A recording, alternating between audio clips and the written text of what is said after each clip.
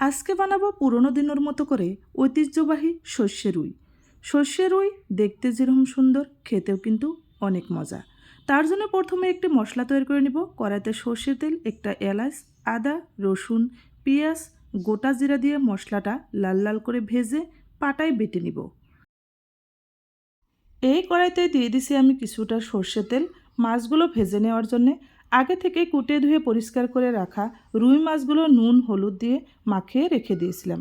মাছগুলো এক এক করে ভেজে নামিয়ে নিচ্ছি। এবার সাথে কিন্তু মাছের মাথাটাও দিব। তার জন্যে মাছের মাথাটাও আমি লাল করে ভেজে নিব। সর্ষে রুইয়ের মাছ ভেজে রান্না করলে কিন্তু খেতে বেশি মজা হয়। মাছ ভাজা হয়ে গেছে।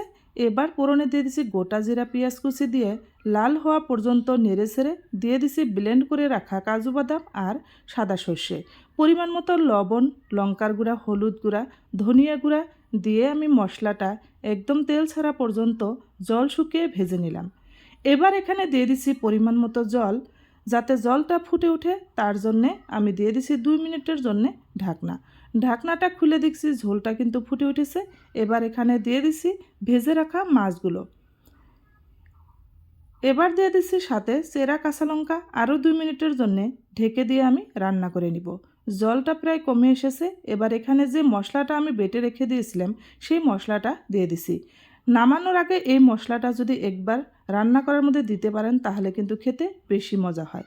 যদি ভিডিওটি ভালো লেগে থাকে অবশ্যই লাইক, কমেন্ট, শেয়ার করে একটি সাবস্ক্রাইব করে পাশে থাকবেন।